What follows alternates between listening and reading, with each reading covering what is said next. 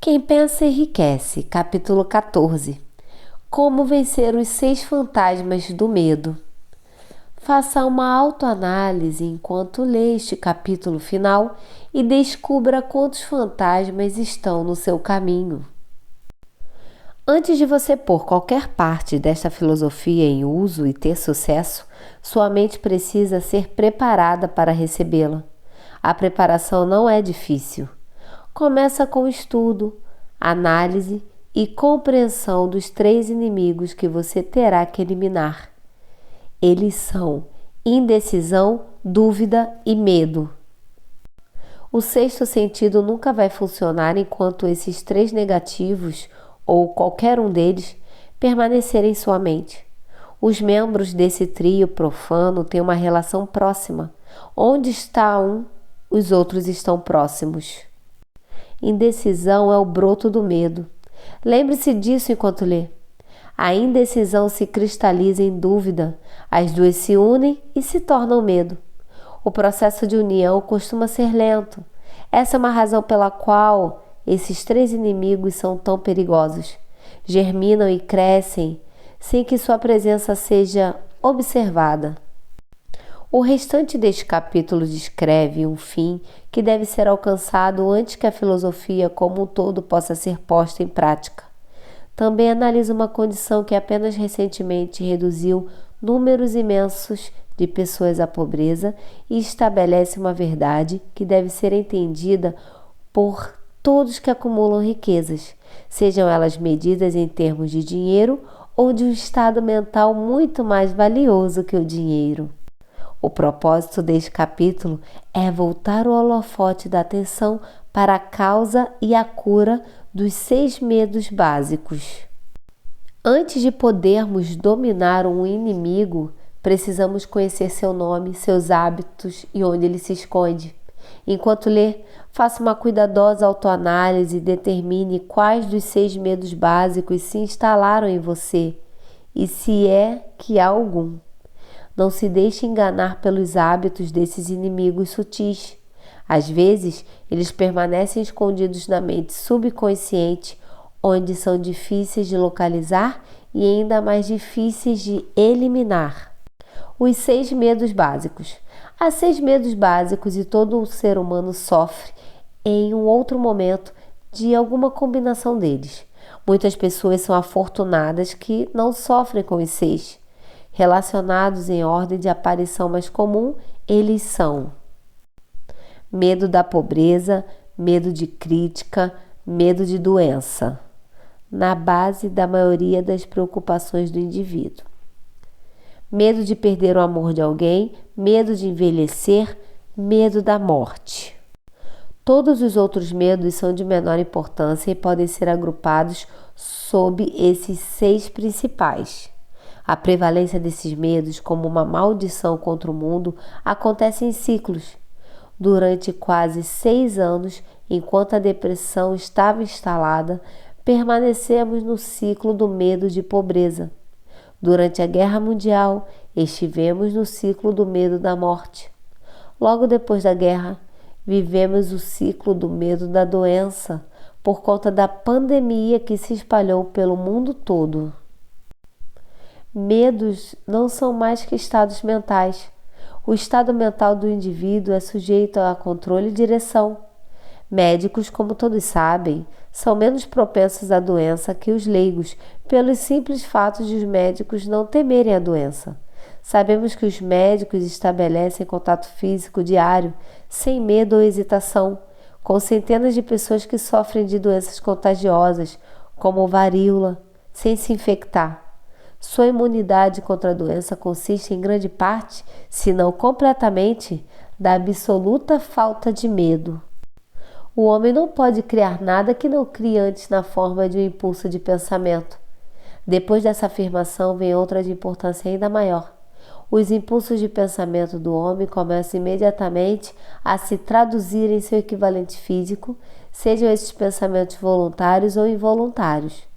Impulsos de pensamento que são captados no éter por mero acaso, pensamentos que foram liberados por outras mentes, podem determinar o destino financeiro, comercial, profissional ou social do indivíduo que, tão seguramente quanto os impulsos de pensamento que se criam intencionalmente. Estamos aqui criando a base para a apresentação de um fato de grande importância para quem não entende porque algumas pessoas parecem ter sorte, enquanto outras de igual ou maior habilidade, treinamento, experiência e capacidade mental parecem destinadas a viver com o infortúnio. Isso pode ser explicado pela afirmação de que todo ser humano tem a capacidade de controlar completamente sua mente e, com esse controle, obviamente, toda pessoa pode abrir a mente para os impulsos de pensamento que vagam por aí liberados por outras mentes, ou fechar as portas e admitir apenas impulsos de pensamento de sua escolha. A natureza deu ao homem o controle absoluto sobre uma única coisa, o pensamento.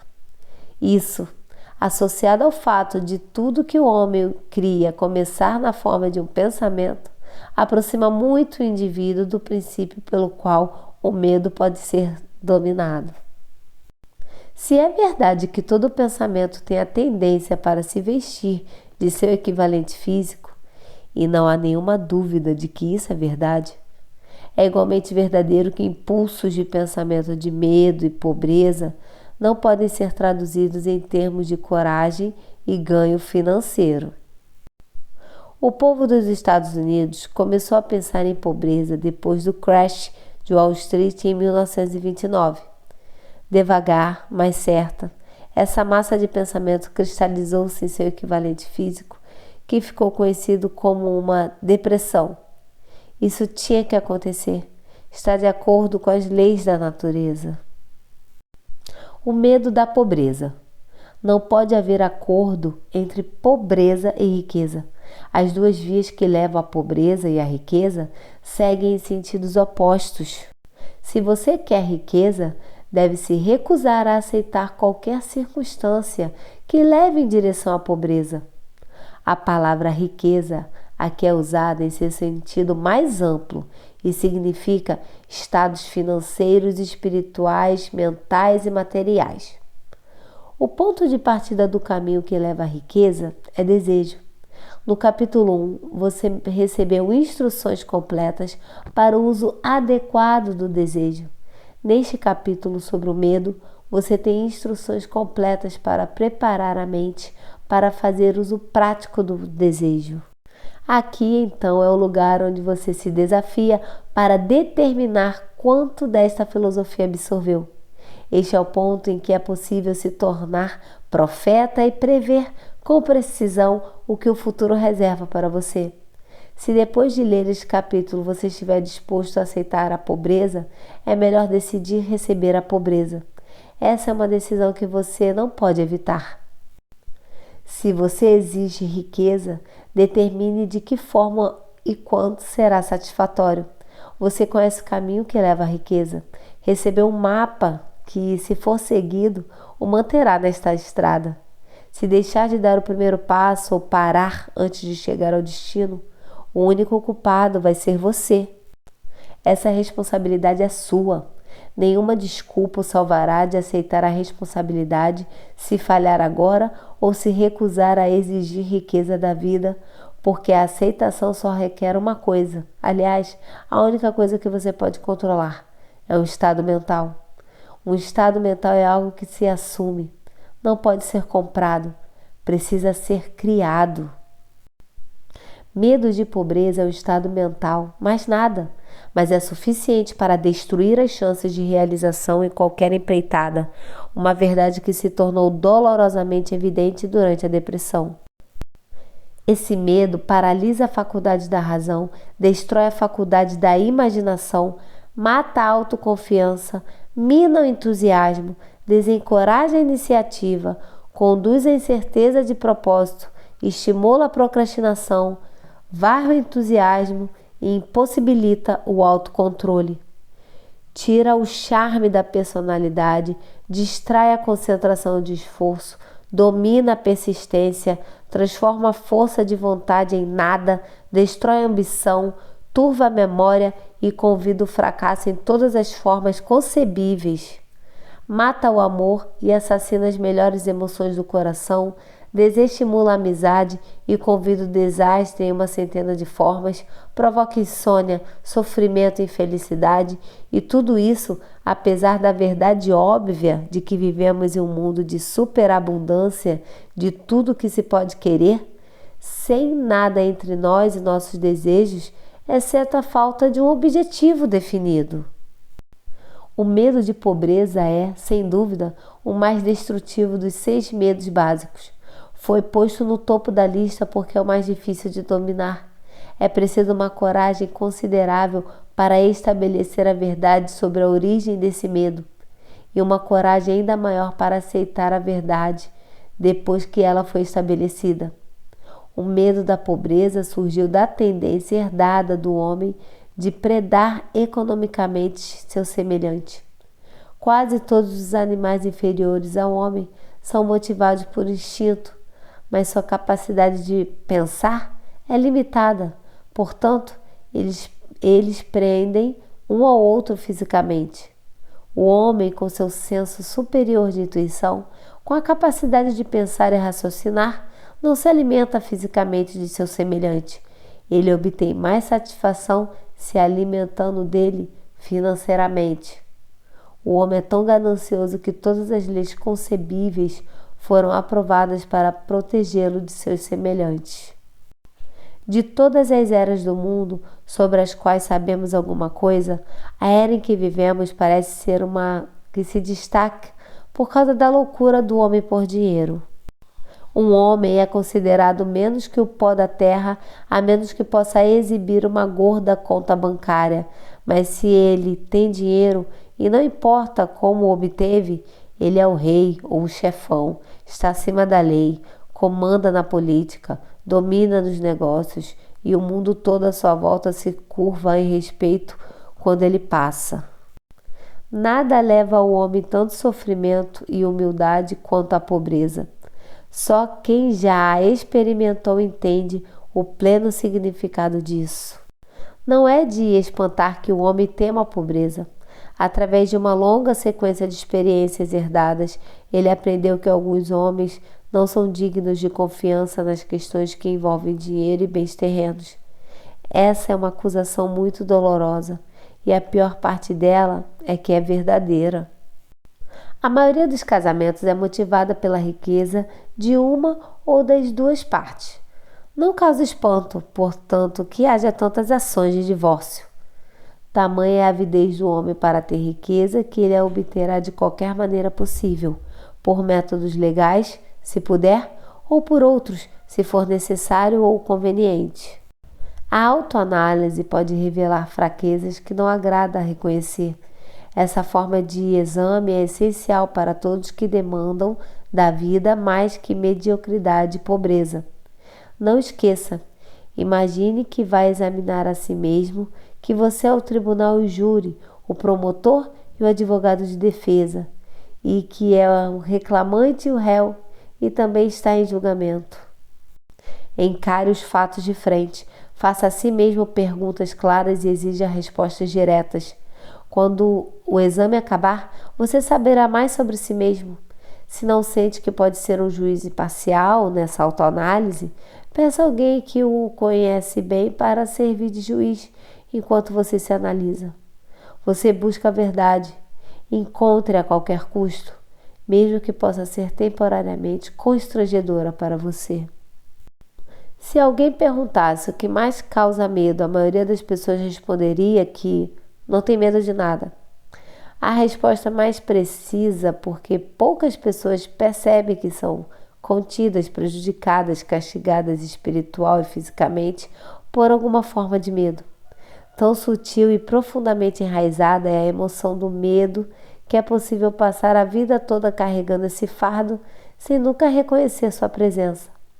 Só uma análise corajosa revela a presença desse inimigo universal. Quando começar essa análise, examine profundamente seu caráter. Aqui vai uma lista dos sintomas que você deve procurar. Sintomas do medo de pobreza. Indiferença. normalmente expressada por falta de ambição, disponibilidade para tolerar a pobreza, aceitação de qualquer compensação que a vida possa oferecer sem protesto, preguiça mental e física, falta de iniciativa, imaginação, entusiasmo e autocontrole. Indecisão, o hábito de permitir que os outros pensem em seu lugar, ficar em cima do muro.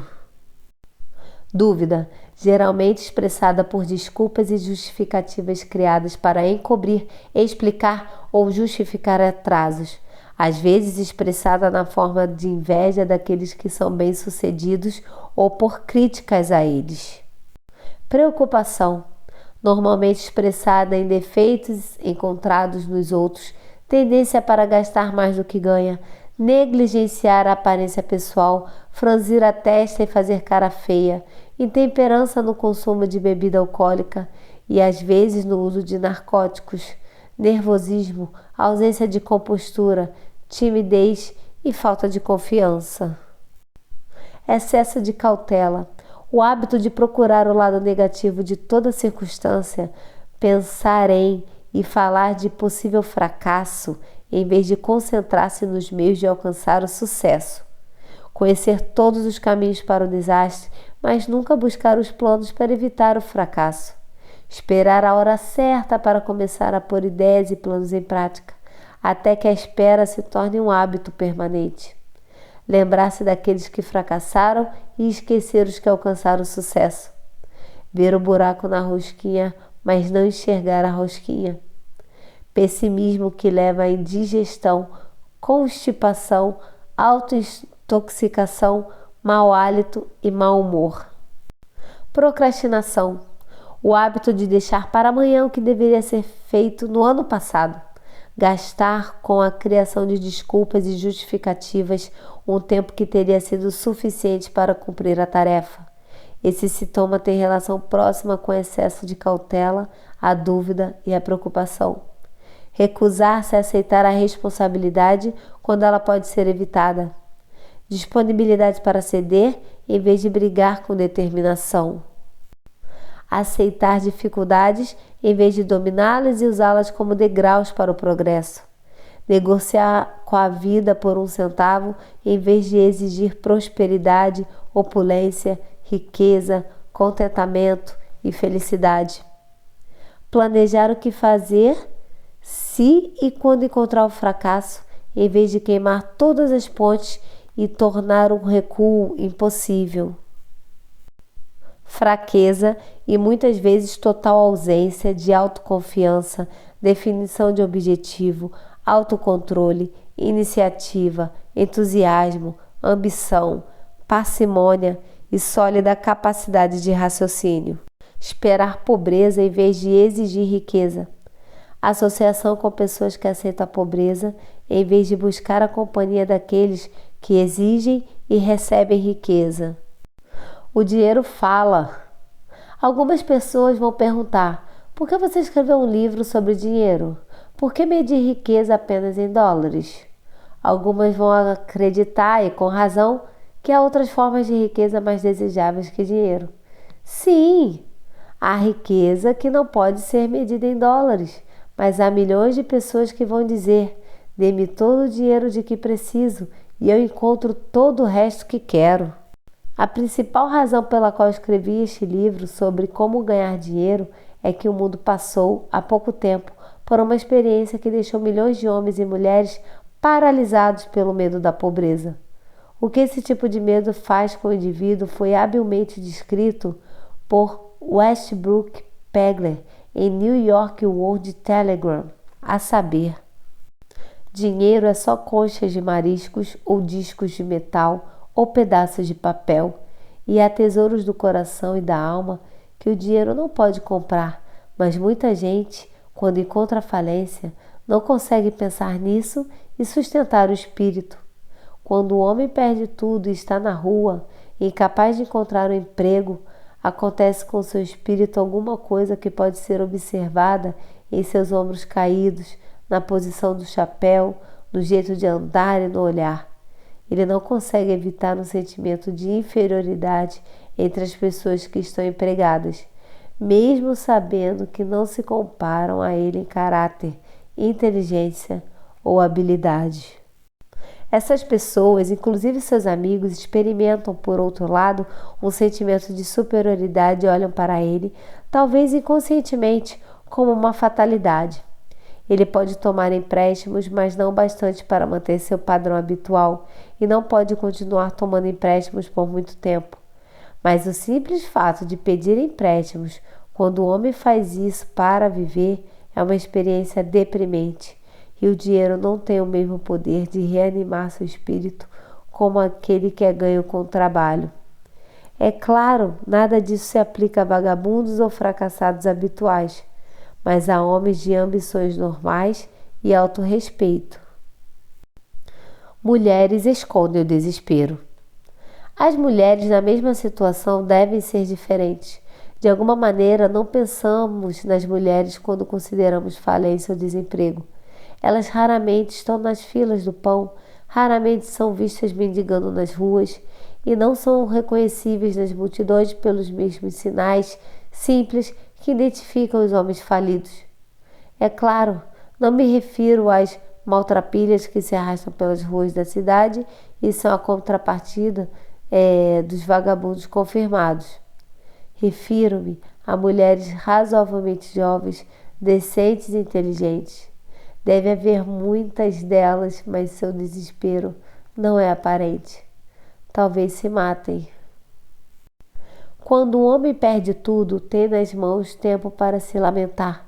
Pode percorrer quilômetros para encontrar alguém e tentar arrumar um emprego, só para descobrir que a vaga já foi preenchida, ou que é um daqueles empregos sem salário fixo, só comissão sobre as vendas de alguma bugiganga inútil que ninguém compraria, exceto por piedade. Ele então volta às ruas sem nenhum lugar onde ir, ou qualquer lugar. Então ele anda e anda, olha vitrines de lojas luxuosas que não são para ele, sente-se inferior e se afasta para dar lugar às pessoas que param para olhar com interesse ativo. Ele encontra na estação de trem ou senta-se na biblioteca para descansar as pernas e se aquecer um pouco. Mas isso não é procurar emprego. Então ele sai novamente. Pode não saber, mas a falta de rumo o deletaria, mesmo que a postura não o fizesse. Pode estar bem vestido com as roupas que sobraram dos tempos em que tinha um emprego fixo, mas as roupas não disfarçam o abatimento. Dinheiro faz diferença. Ele vê milhares de outras pessoas, contadores, balconistas, químicos ou funcionários da ferrovia, ocupadas com seu trabalho e as inveja do fundo do coração. Elas têm independência, autorrespeito e masculinidade e ele simplesmente não consegue se convencer de que é um bom homem, embora reflita e chegue a um veredicto favorável hora após hora. É só dinheiro que o torna diferente. Com um pouco de dinheiro, voltaria a ser ele mesmo. Alguns empregadores exploram de maneira chocante as pessoas que estão sem nada. As agências penduram cartazes coloridos oferecendo salários miseráveis para homens falidos. $12 por semana, $15 por semana.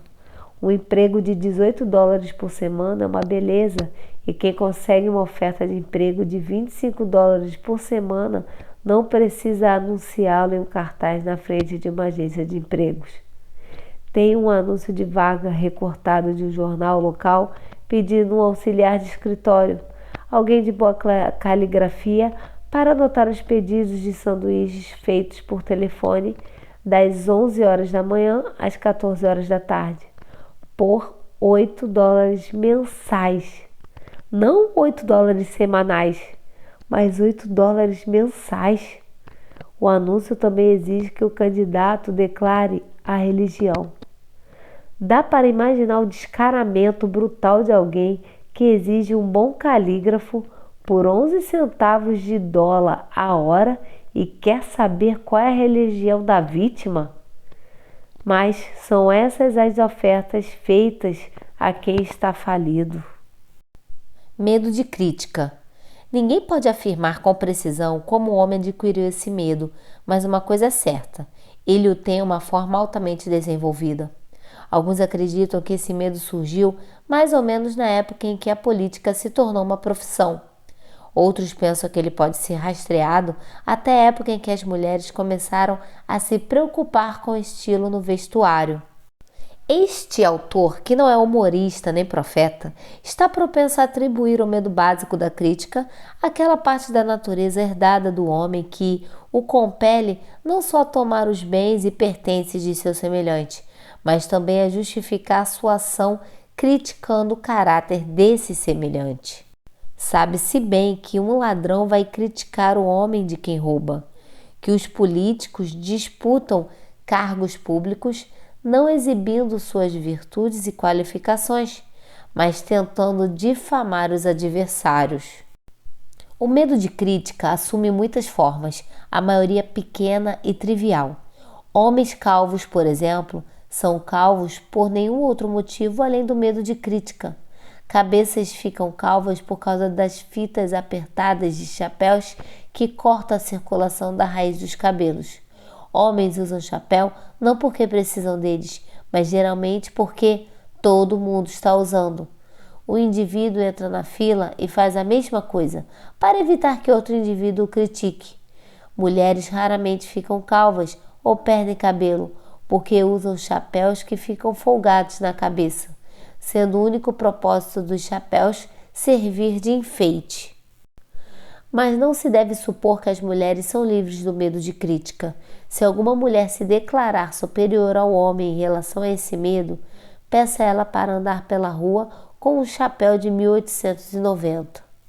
Os astutos fabricantes de roupas não demoraram a capitalizar sobre esse medo básico de crítica que atormenta toda a humanidade. Toda estação, o estilo de muitos artigos de vestuário muda de estilo. Quem estabelece o estilo?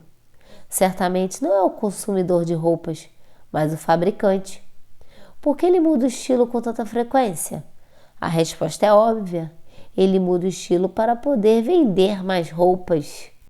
Pelo mesmo motivo, os fabricantes de automóveis, com algumas raras e sensatas exceções, mudam o estilo dos modelos a cada temporada. Nenhum homem quer dirigir um automóvel que não é o último tipo, embora o modelo mais antigo possa ser melhor. Estivemos descrevendo como as pessoas se comportam sob o medo da crítica nas pequenas coisas da vida. Vamos agora examinar o comportamento humano quando esse medo afeta as pessoas em relação aos acontecimentos mais importantes das relações humanas. Vejamos. Por exemplo, praticamente qualquer pessoa que chegou à idade da maturidade mental, dos 35 aos 40 anos em média, e se você pudesse ler os pensamentos secretos dessa mente, encontraria uma incredulidade muito decidida sobre a maioria das fábulas ensinadas pela maioria dos dogmáticos e teólogos algumas décadas atrás. Nem sempre, porém, você encontrará uma pessoa com a coragem para declarar abertamente sua crença nesse assunto. Se pressionadas, muitas dirão uma mentira em vez de admitir que não acreditam nas histórias associadas àquela forma de religião que mantinha as pessoas dominadas antes da era da educação e da descoberta científica. Porque a pessoa comum, mesmo nestes tempos de esclarecimento, reluta em negar sua crença nas fábulas que serviam de base para a maioria das religiões há algumas décadas? A resposta é: por medo de crítica. Homens e mulheres queimaram na fogueira por ousarem expressar sua incredulidade em fantasmas. Não é espantoso que tenhamos herdado uma consciência que nos faz temer a crítica. Houve um tempo, não muito distante, em que a crítica acarretava severas punições. E ainda é assim em alguns países. O medo de crítica priva o homem de sua iniciativa, destrói seu poder de imaginação, limita a individualidade, elimina a autoconfiança e o prejudica de muitas outras maneiras. Muitas vezes os pais causam aos filhos dano irreparável criticando-os.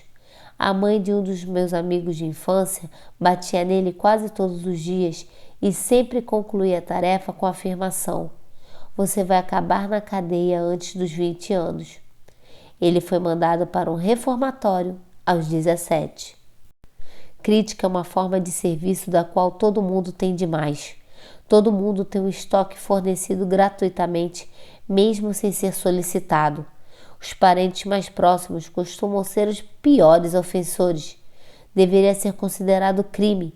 Na verdade, é um crime da pior natureza.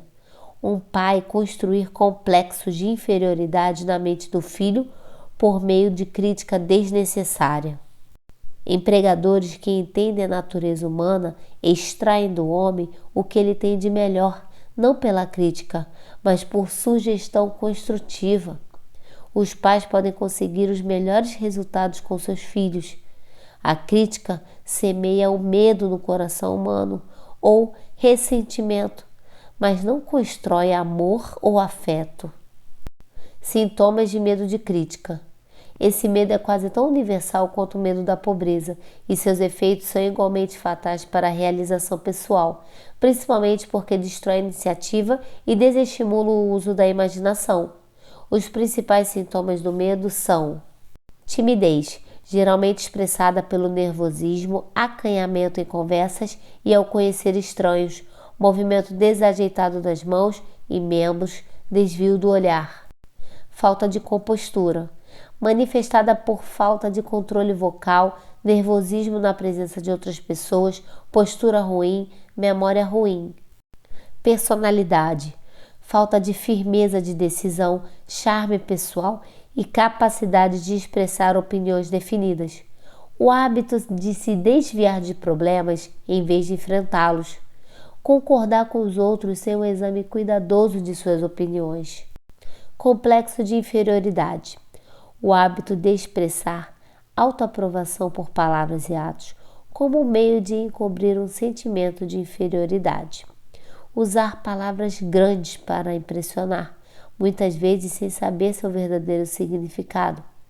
Imitar outras pessoas no vestir, no discurso e nas maneiras. Gabar-se de conquistas imaginárias. Isso às vezes cria uma aparência superficial de sentimento de superioridade. Extravagância. O hábito de tentar ser o que não é, gastando mais do que ganha. Falta de iniciativa. Deixar de aproveitar oportunidades para progresso pessoal, medo de expressar opiniões, falta de confiança nas próprias ideias, dar respostas evasivas a perguntas feitas por superiores, hesitação nas atitudes e na fala, enganar com palavras e atos. Falta de ambição, preguiça mental e física, falta de autoafirmação, lentidão para tomar decisões, facilmente influenciável, hábito de criticar outras pessoas pelas costas e adular na presença delas, hábito de aceitar a derrota sem protestar, desistir e ceder diante de oposição, desconfiar de outras pessoas sem motivo, falta de tato nas maneiras e na fala, disponibilidade para aceitar a culpa por erros. Medo de doença. Este medo pode remontar à hereditariedade física e social.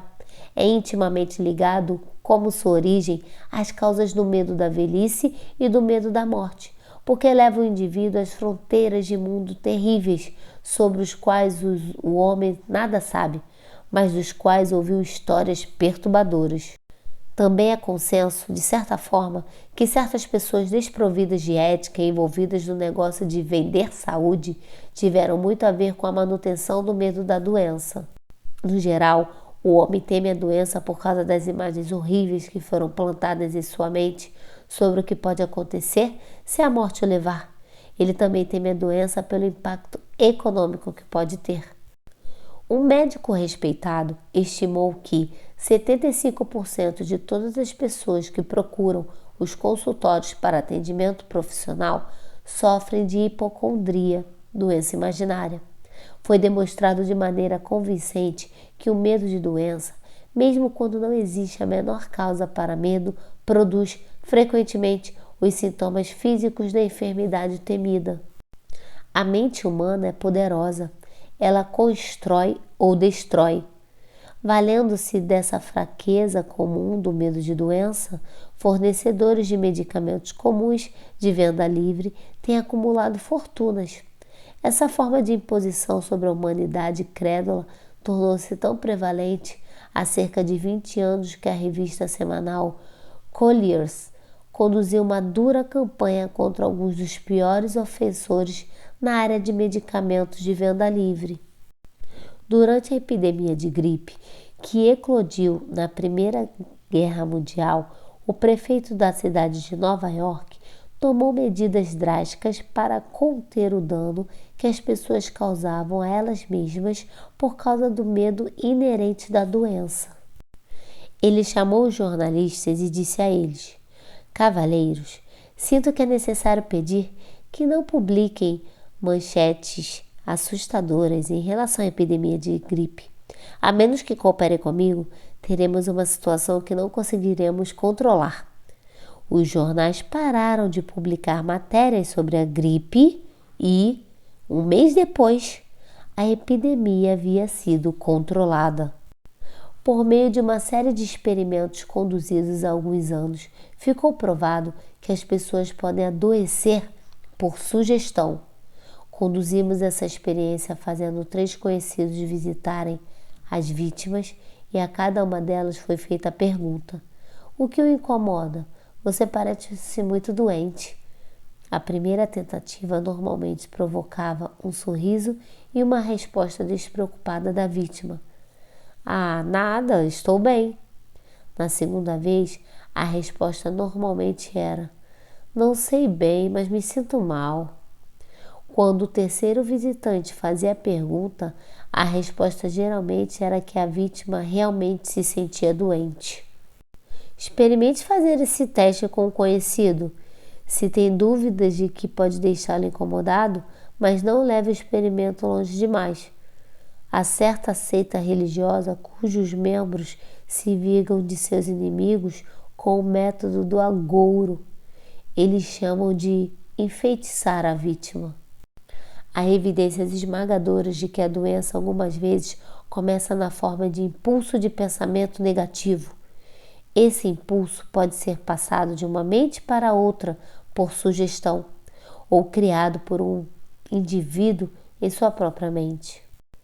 Um homem que foi abençoado com mais sabedoria do que pode indicar este incidente disse certa vez: "Quando alguém pergunta como me sinto, sempre tenho vontade de responder batendo na pessoa." Médicos mandam pacientes para climas diferentes em prol da saúde, porque uma mudança de atitude mental é necessária. A semente do medo da doença vive em toda a mente humana. Preocupação, medo, desânimo, decepção amorosa e questões de negócios fazem essa semente germinar e crescer. A recente depressão manteve os médicos ocupados porque toda forma de pensamento negativo pode causar doença. Decepções nos negócios e no amor estão no topo da lista das causas do medo de adoecer. Um rapaz sofreu uma decepção amorosa que o mandou para o hospital. Ele passou meses entre a vida e a morte. Um especialista em terapias sugestivas foi chamado. O especialista trocou as enfermeiras, deixando o paciente aos cuidados de uma jovem muito encantadora que começou, de acordo com uma combinação prévia com o médico, a cortejá-lo desde o primeiro dia de trabalho. Em 3 semanas, o paciente teve alta do hospital, ainda sofrendo, mas de uma doença completamente diferente. Estava apaixonado outra vez. O remédio foi um trauma, mas o paciente e a enfermeira se casaram algum tempo depois. Os 2 gozavam de boa saúde quando eu escrevia este livro. Sintomas do medo da doença. Os sintomas deste medo quase universal são: autossugestão, o hábito do uso negativo de autossugestão ao procurar e esperar ter sintomas de todos os tipos de doença. Viver doenças imaginárias e falar delas como se fossem reais. O hábito de experimentar todos os modismos e ismos recomendados por outras pessoas por terem valor terapêutico. Conversar sobre cirurgias, acidentes e outras formas de doença. Testar dietas, exercícios físicos, sistemas redutores, tudo sem orientação profissional. Tentar remédios domésticos, medicamentos de venda livre e charlatanices. Hipocondria, o hábito de falar sobre doenças, concentrar a mente em doença e esperar seu surgimento até que ocorra um colapso nervoso. Nada que seja vendido em frascos pode curar esse quadro. Ele é provocado por pensamento negativo, e nada que não seja pensamento positivo pode promover uma cura. Hipocondria, o termo médico para a doença imaginária, pode causar tanto dano ocasional quanto a doença temida pode provocar. Muitos supostos casos de nervosismo resultam de doença imaginária. Exercício. Medo de adoecer frequentemente interfere no adequado exercício físico e resulta em sobrepeso e por levar o indivíduo a evitar a vida ao ar livre. Suscetibilidade. O medo da doença reduz a resistência física natural e cria uma condição favorável para qualquer forma de doença com que se possa entrar em contato. O medo da doença se relaciona frequentemente com o medo da pobreza, em especial no caso do hipocondríaco, que se preocupa constantemente com a possibilidade de ter que pagar despesas com médicos, hospitais, etc. Esse tipo de pessoa passa muito tempo se preparando para a doença, falando sobre morte, economizando dinheiro para comprar lote no cemitério e para as despesas com o funeral, etc. Mimar a si mesmo. O hábito de tentar conquistar piedade usando doença imaginária como isca. As pessoas muitas vezes recorrem a esse truque para não ter que trabalhar. O hábito de fingir doença para esconder pura preguiça ou servir de desculpa para a falta de ambição. Intemperança. O hábito de usar álcool ou narcóticos para eliminar desconfortos como dores de cabeça, neuralgia, etc., em vez de eliminar a causa. O hábito de ler sobre doença e se preocupar com a possibilidade de ser acometido por ela. O hábito de ler comerciais de remédios de uso comum. Medo da perda do amor. A fonte original desse medo inerente não precisa de muita descrição, porque, obviamente, surgiu do hábito polígamo do homem de roubar as companheiras de seu semelhante e de seu hábito de tomar liberdade sempre que podia. Ciúme e outras formas semelhantes de demência precoce resultam do medo herdado do homem de perder alguém que ama. Esse medo é o mais doloroso dos 6 medos básicos. Provavelmente cria mais confusão no corpo e na mente que qualquer outro dos medos básicos, porque frequentemente leva à insanidade permanente. O medo da perda do amor data, provavelmente, da Idade da Pedra, quando os homens roubavam as mulheres pela força bruta. Eles continuam roubando mulheres, mas a técnica mudou. Em vez de força, agora usam persuasão, a promessa de belas roupas, carros e outras iscas muito mais eficientes que força física. Os hábitos do homem são os mesmos desde a aurora da civilização, mas ele os expressa de maneira diferente. A análise cuidadosa mostrou que os homens são mais suscetíveis a esse medo que as mulheres. É fácil explicar esse fato. As mulheres aprenderam, por experiência, que os homens são polígamos por natureza, que não merecem confiança em caso de rivalidade. Sintomas do medo de perder o amor. Os sintomas distintivos deste medo são: ciúme, o hábito de desconfiar de amigos e amados sem evidência razoável de motivos suficientes. O ciúme é uma forma de demência precoce que às vezes se torna violento sem a menor causa. O hábito de acusar esposa ou marido de infidelidade sem motivo. Desconfiança generalizada, fé absoluta em ninguém. Apontar defeitos. O hábito de apontar defeitos em amigos, parentes, associados comerciais e pessoas amadas à menor provocação ou sem nenhum motivo. Jogar. O hábito de jogar, roubar, trapacear e correr outros riscos para obter dinheiro para as pessoas amadas com a crença de que o amor pode ser comprado. O hábito de gastar mais do que ganha ou contrair dívidas para dar presentes a pessoas amadas com o propósito de causar impressão favorável.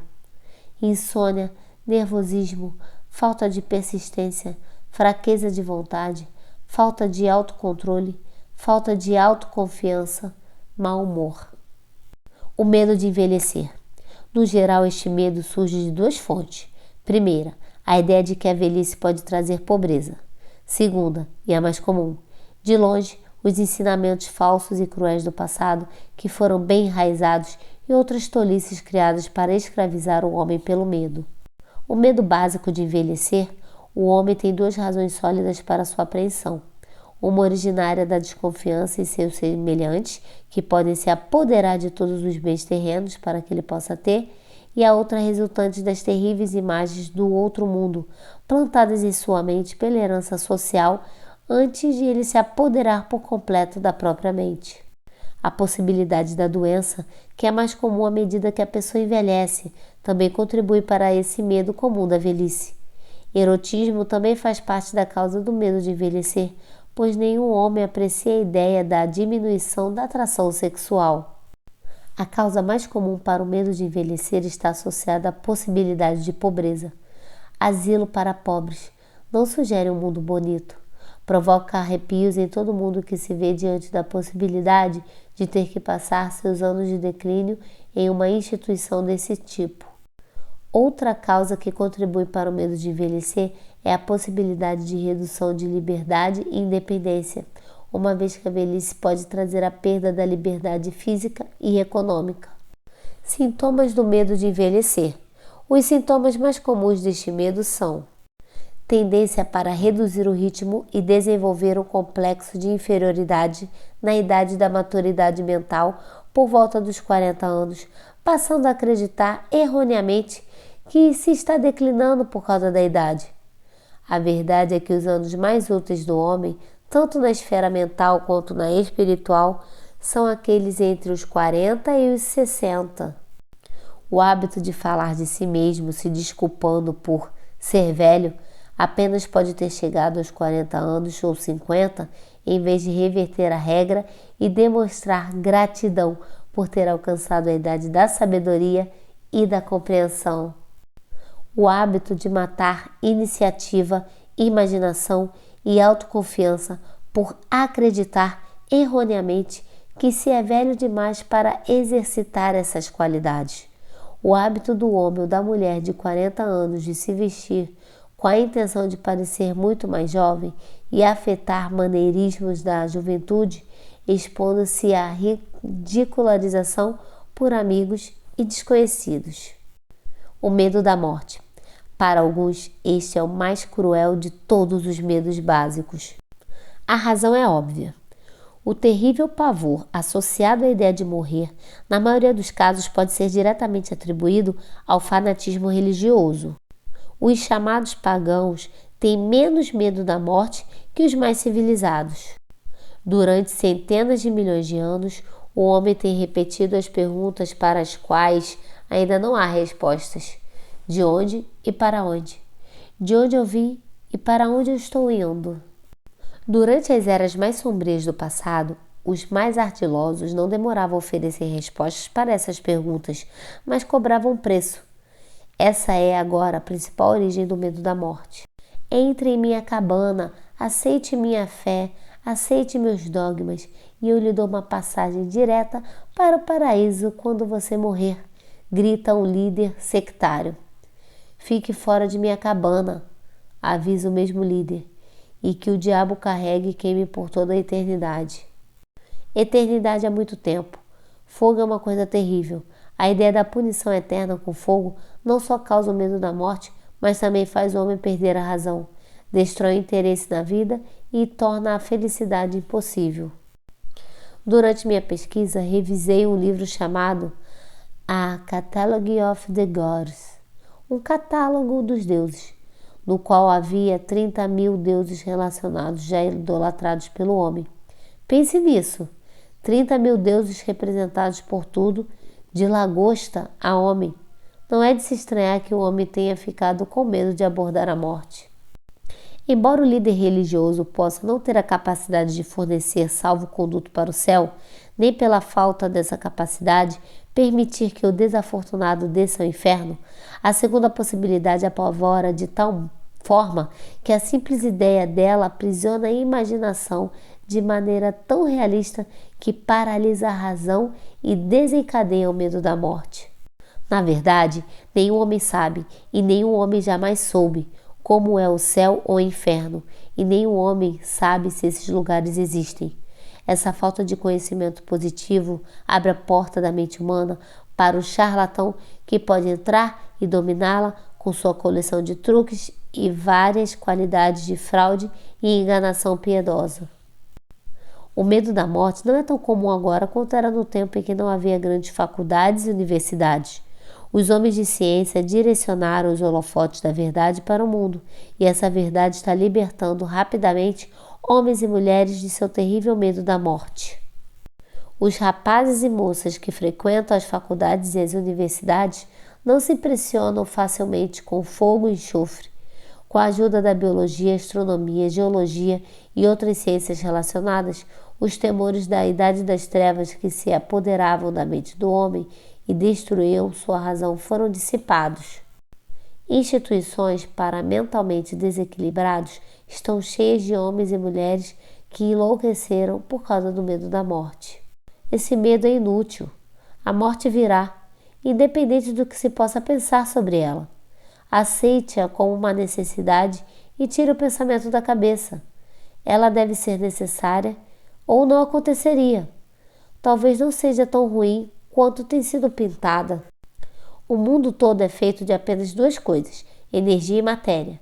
Em física elementar, aprendemos que matéria e energia, únicas duas realidades conhecidas pelo homem, não podem ser criadas nem destruídas. Vida é energia, se é que é alguma coisa. Se energia e matéria não podem ser destruídas, é claro que a vida não pode ser destruída. A vida, como outras formas de energia, pode passar por vários processos de transição ou mudança, mas não pode ser destruída. A morte é mera transição. Se a morte não é mera mudança ou transição, então não há nada além da morte exceto um longo, eterno e tranquilo sono, e não há nada a temer no sono. Assim você pode banir para sempre o medo da morte. Sintomas do medo da morte. Os sintomas gerais deste medo são o hábito de pensar em morrer em vez de tirar proveito máximo da vida, devido geralmente à ausência de objetivo ou falta de uma ocupação adequada. Este medo é mais prevalente entre os idosos, mas às vezes os jovens são vítimas dele. O maior de todos os remédios para o medo da morte é um desejo ardente de realização, amparado pelo serviço útil a outras pessoas. Uma pessoa ocupada raramente tem tempo para pensar em morrer. Considera a vida excitante demais para se preocupar com a morte. Às vezes, o medo de morrer é intimamente associado ao medo da pobreza, em que a morte de alguém deixa seus entes queridos na miséria. Em outros casos, o medo da morte é causado por doença e pela consequente diminuição da resistência do corpo físico. As causas mais comuns do medo da morte são doença, pobreza, falta de ocupação apropriada, decepção amorosa, insanidade, fanatismo religioso. Preocupação do homem velho. Preocupação é um estado mental baseado no medo. Trabalha devagar, mas é persistente. É insidioso e sutil. Passo a passo vai se enraizando até paralisar a faculdade de raciocínio, destruir a autoconfiança e a iniciativa. Preocupação é uma forma de medo sustentado, causado por indecisão, portanto, é um estado mental que pode ser controlado. A mente perturbada é inútil. A indecisão gera a mente perturbada. Muitos indivíduos não têm força de vontade para tomar decisões prontamente e mantê-las depois de tomadas, mesmo em condições normais de negócios. Durante períodos de inquietação econômica, como as que o mundo experimentou recentemente, O indivíduo é prejudicado não só pela natureza inerente de ser lento para tomar decisões, mas também pela indecisão das pessoas à sua volta, que criaram um estado de indecisão em massa.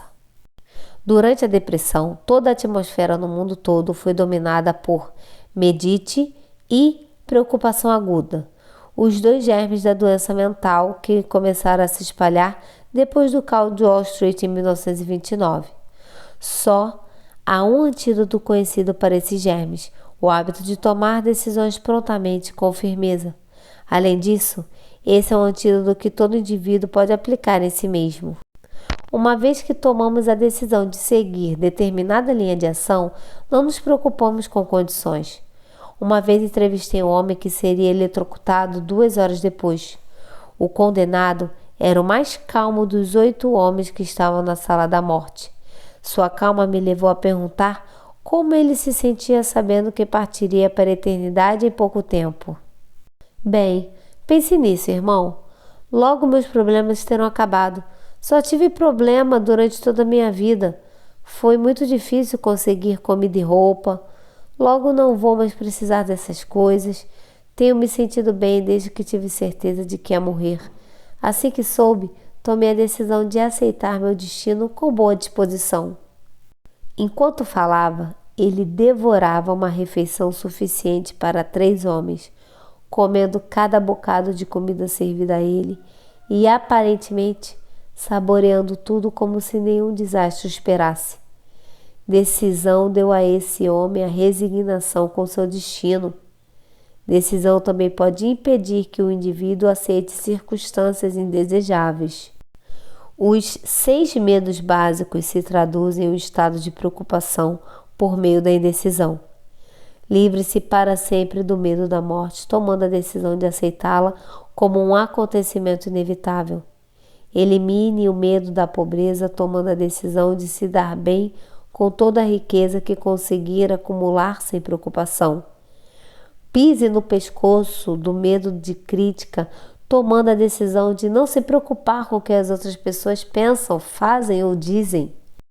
Elimine o medo de envelhecer, tomando a decisão de aceitar a velhice não como um prejuízo, mas como uma grande bênção que traz com ela sabedoria, autocontrole e compreensão, desconhecidos na juventude. Supere o medo da doença com a decisão de esquecer sintomas. Domine o medo de perder o amor, tomando a decisão de seguir em frente sem amor, se for necessário. Destrua o hábito de se preocupar em todas as suas formas, tomando a decisão abrangente de que nada que a vida tem a oferecer vale o preço da sua preocupação. Com essa decisão virão a compostura, a paz de espírito e a tranquilidade de pensamento que trarão a felicidade.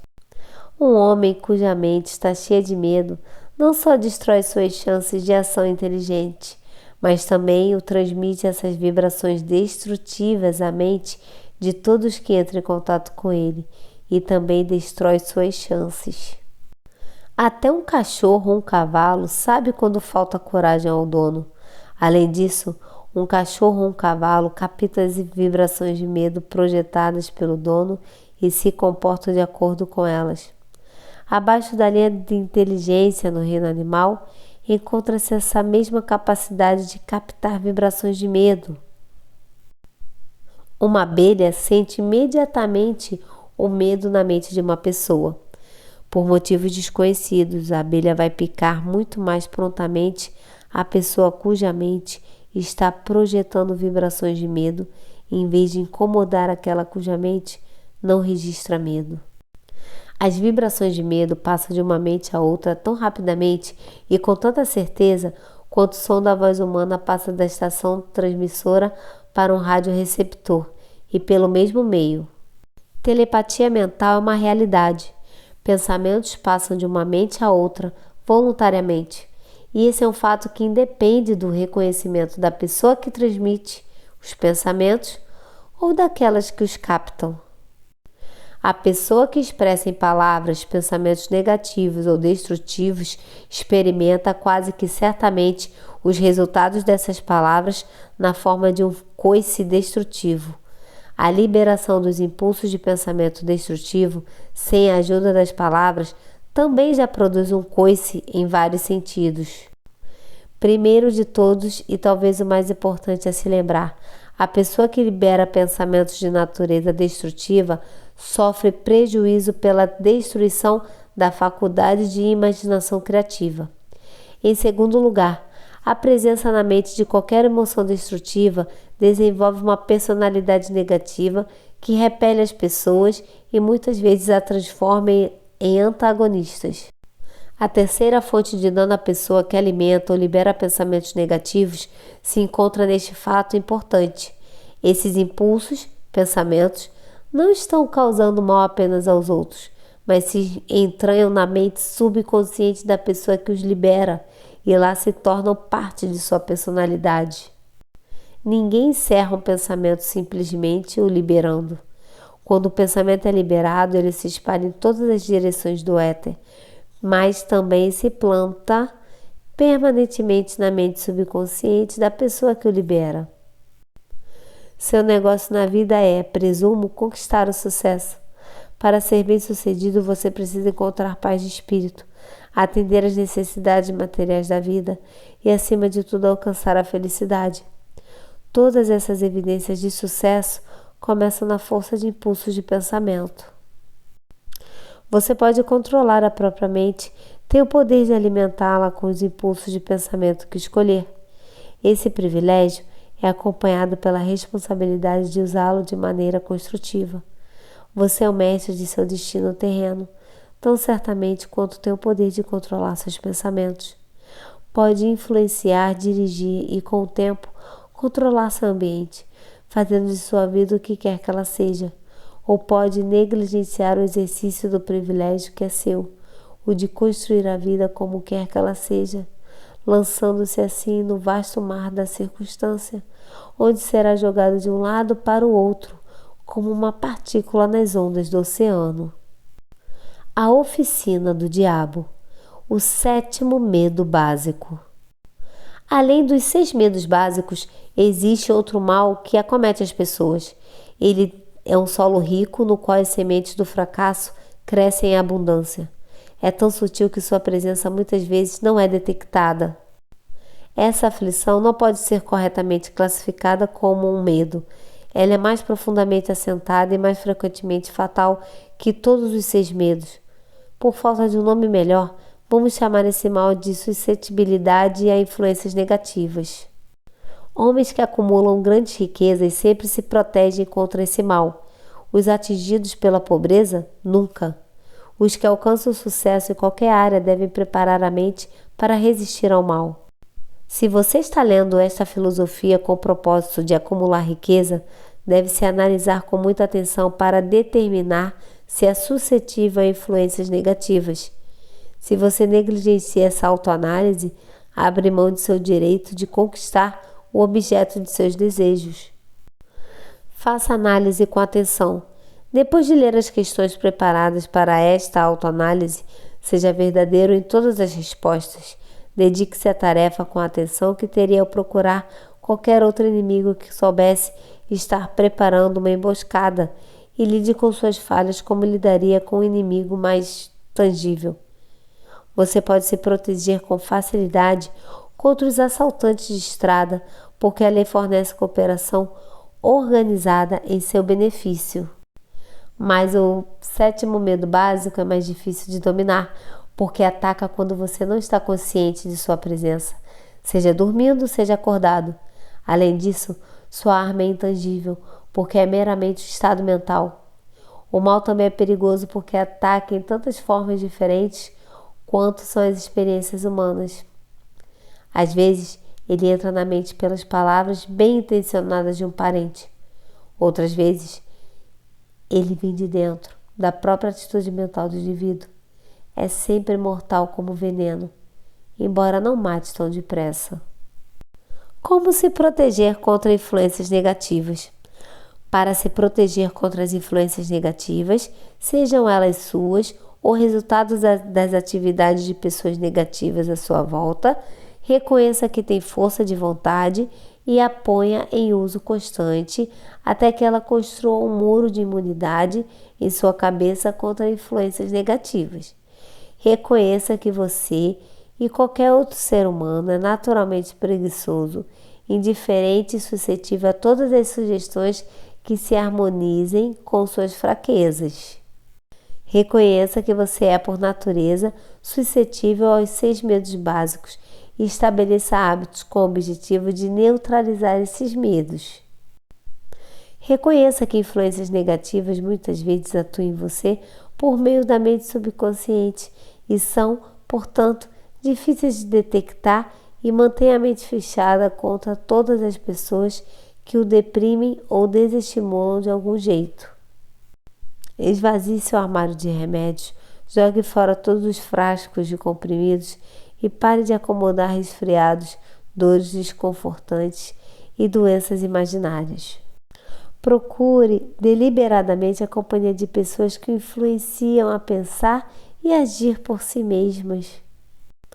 Não exclua a possibilidade de ter problemas, porque eles têm uma tendência para não desapontar. Sem dúvida, a fraqueza mais comum a todos os seres humanos é o hábito de deixar a mente aberta para a influência negativa de outras pessoas. Essa fraqueza é ainda mais prejudicial porque muitas pessoas não reconhecem que são amaldiçoadas por ela, e muitas das que a reconhecem não se importam ou se recusam a corrigir o mal até que ele se torne uma parte incontrolável de seus hábitos diários. A seguinte lista de perguntas foi preparada para ajudar os que desejam se ver como realmente são. Leia as questões e responda em voz alta, de forma que possa ouvir a própria voz. Assim, será mais fácil ser verdadeiro com você mesmo.